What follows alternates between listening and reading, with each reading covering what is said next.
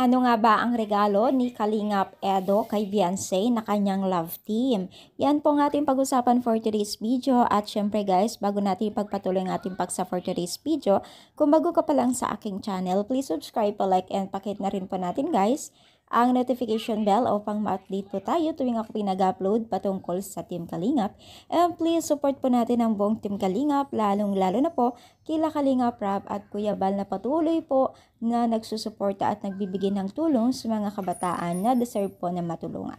So, ilan netizens nga po no, nagtatanong po sa mga about sa love team sa Team Kalingap. At doon kay Jomar at kay Carla, maging na rin po kay Beyonce at Kalingap Edo, na ano nga daw po ang mga regalo po ng bawat isa po.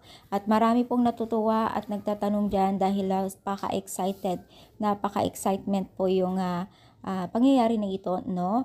Lalo't pa man po ay marami pong tumatangkilik sa kanilang love team.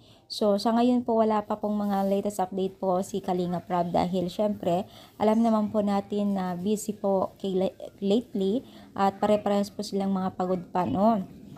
Pero alam ko po na may mga ibibigay po na kikiligin tayo sa mga love team na ito nila Kalingap Rab.